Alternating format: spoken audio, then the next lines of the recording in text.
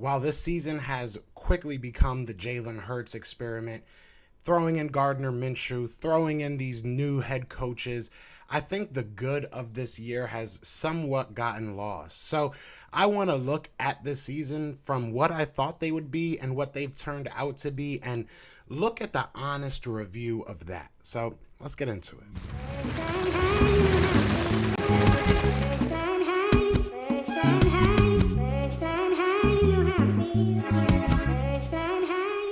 What's going on, you guys? It's your boy Joe Castro, aka Philly Fresco, and it is Philly the podcast. So, like I said, today I want to go back. I want to talk a little bit about what I thought this Eagles team would be in the preseason and the offseason, and then look at now and kind of see where they are now and if they've met my expectations, if they exceeded it. Now, before we get into that, be sure to hit that like, hit that subscribe. We are on the road to 3K. We're very, very close. We would love for you guys to join us in that ride. Now, let's just hop right into it. So I think the low-hanging fruit is how Jalen Hurts has been, right? Jalen Hurts is kind of the face of this season. You know, we're trying to figure out whether or not he's that guy moving forward. I know some fans have made their decisions. Some fans have not. So, it's still a work in progress. We're still trying to figure out who he is and if he can lead this team long term. But there's so many things that I feel like are getting lost within this season. I feel like there's season within its own season. We're trying to develop these players, and we're trying to get answers in more spots than just one. An easy one off the top is our wide receiving core. Look, I know Regular, as 500 calls him, which is hilarious. I know Regular is out here dropping passes, not looking good, making terrible plays. But if you look at the top two in there, if you look at Devontae Smith, Quez Watkins, I think we got something there. I think that it's a positional group that you add one more guy and you might have something there as a very solid and young wide receiving core for the future. And then you look at this tight end group. Obviously, we knew coming into this year, Zach Ertz was probably on thin ice, probably would be at the very, best for us his last year. He didn't make it the full year. Now he's in Arizona. Shout out to him. Having a great year. Shout out to Jordan Hicks. I know everybody's retweeting the NFC Player of the Week that he got. So shout out to him. He's having a good year as well. But Zach Ertz leaving, you would feel on paper that would leave a huge hole. And I don't feel like it has. I feel like Dallas Goedert has stepped in when his number is called. I feel like that's another story for another time. But when his number is called, he's making the best of his opportunities. He's going out there, obviously secured the bag. He's got that extension. So it's something that, I was very happy to see how well he just fit in. I think Jack Stoll's coming along. It would be interesting to see how much they utilize him as a passer, catcher, but he's done very well when asked to go out there and catch the ball. He's done very well when asked to go out there and block, which has been a lot.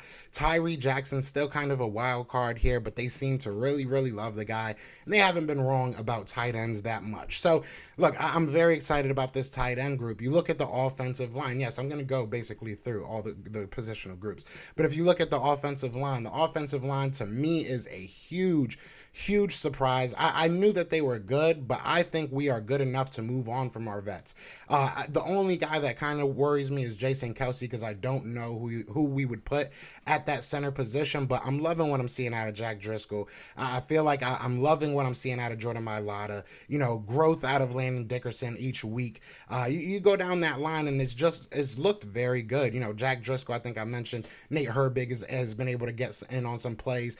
And it just looks like we're ready to move on. We're ready to go to the next level with this young offensive line. And like I said, I've said this before, I'm not expecting Brandon Brooks to, be replaced like that. I'm not expecting whoever replaces Lane Johnson to be an all-pro like that. But I do feel that we have the pieces in place to go ahead and start looking towards the future of this offensive line. Again, only position I'm a little bit worried about is that center position, just because Jason Kelce has been, he's a Iron Man. We haven't really gotten to see anyone really take his spot, so I don't know who would. But not to say that there isn't guys that would, right? So you look at this running back group, and I'm at the point that I realistically feel like it doesn't matter to a certain extent who you have back there. I think the running scheme itself has been very good. Shout out to Jeff Stoutland. He's been amazing with this offensive line, and I know he has his hand in the run game as well. So he's helped a lot. Obviously Nick Sirianni, finally just, committing to the run has has helped a lot.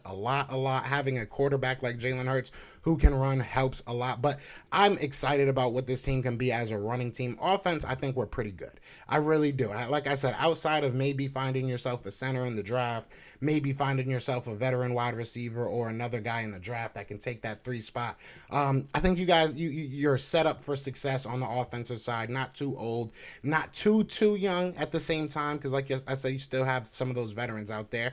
And then you switch over the defense. I think there's more questions on the defense, and I think that everybody knew that coming into this year, that the defense was going to be the side that we were going to be a little bit worried about. I will say I'm excited and I'm ecstatic. I'll say ecstatic. I'm ecstatic to see how well our secondary has played, given the lack of pass rush that we've had. So we said the good thing about the defense, so we'll get off the secondary. Obviously, the linebacking play has risen once TJ Edwards gets out there. Once you see Davion Taylor out there, they've played better. Do I think that we have answered the question of linebacker, long term? No, I don't. I think that we still have to address it in the draft and maybe in the offseason. Look, I was going to make a full video about Zach Cunningham, but Zach Cunningham just got released by the Texans. I'm with it.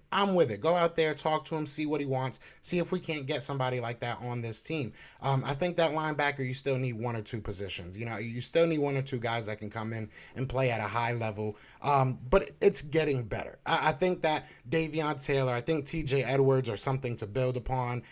We're seeing that type of play style, but we just need some big guys. We need some dogs at that linebacking position. So I'm not all the way out as I was early in the beginning, of the season on these linebackers. I feel like they've proven a little bit over the past weeks, but I still feel it's an area of need. I still feel that the cornerbacks and secondary in general are areas of need. I would love to get a safety. I just don't think it's number 1 on our list right now, especially on the defensive side. Which brings me to the defensive line, right? The last group I'm going to talk about. The defensive line has been very upsetting. Very disappointing. I think that I can say that, and I don't think I'll get too much hate in the comments for it. Look, I mean, I'm not going to sit here and, call out certain people. I'm not going to sit here and say Fletcher Cox is having the worst year of his career, so everybody, I don't think it's that. I just think that you put the onus on a lot of older players that haven't really been asked to go out there and play 70% of snaps in the past couple years. We've been a team that has really had a very good a rotation of defensive linemen, and this year I just don't feel like we've had that. Milton Williams is not where I feel he needs to be as a 3rd round pick. I think that it's beginning to look like a reach of a pick. I don't want to say bust, way too early, but it's looking like it's a little bit of a reach of a pick. Javon Hargrave started off on a monstrous tear. He's cooled down a little bit. Obviously just had a big play the other game. Fletcher Cox has been, he's been good.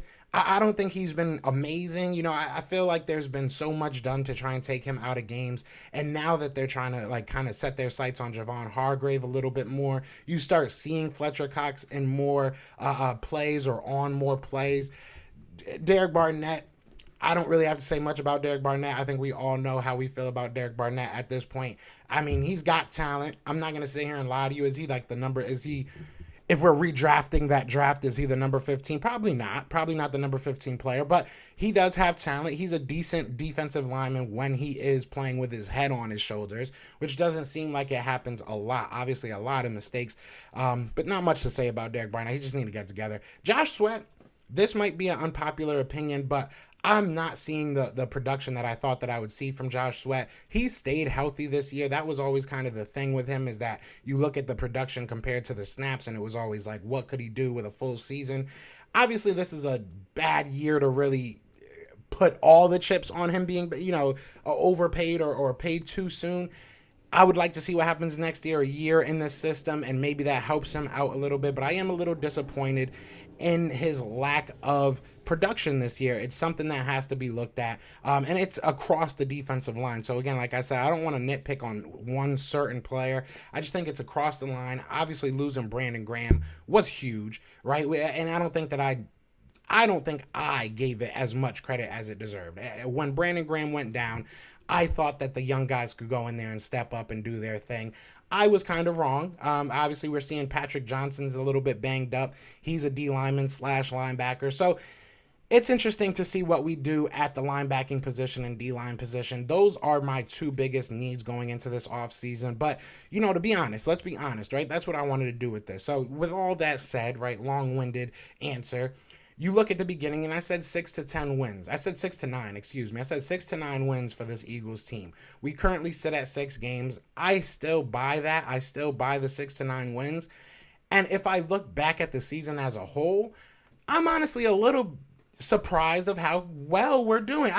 We're not great. We're not doing good, but this is supposed to be a rebuild team. This is supposed to be a transitional year is how we called it. And we're out here winning games with a chance to go to the playoffs. Now I know, it's a seven seed, bracket, and there's different things that kind of helped us get there. But at the end of the day, we're still there, right? We still have an opportunity. I don't want to say everything's in front of us, but we still have an opportunity to make these playoffs, and to do that as a rebuilding team with a bunch of players that you don't necessarily know what they are yet. Getting a little bit of playoff experience would go a long way, in my opinion. So I'm going to say this, to be honest about this Philadelphia Eagles team, they have surprised me a little bit. And I know I say a lot of doom and gloom from week to week because it sucks to lose, but I do feel as though we are seeing a product grow right in front of our eyes. We can sit here and debate, whether this player, that player is going to fit, this player is going to do that. What can we do with that guy? I think we're seeing a head coach in Nick Sirianni that's willing to change. Will we see that with a defensive coordinator in Jonathan Gannon,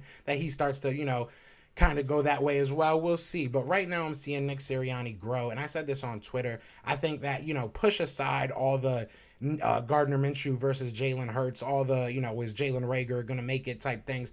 And look at Nick Sirianni, and the growth has been very impressive, I must say. So, I'm very happy to see what he's become as a play caller. Obviously, on the defensive side, there's still things to be fixed, starting from the top down. So we'll see what happens. But overall, I am a little bit surprised. So you guys let me know what you think. What were you thinking early on in the year? And compare it to now. How do you feel they've met your expectations? Have they exceeded it? Have they not even come close? So you guys let me know. But other than that, y'all know what it is, man. It is Fly Eagles Fly. And we are out of here. Peace! Everywhere. This is for you. Yeah. Fly was flying on the team. Touchdown, touchdown.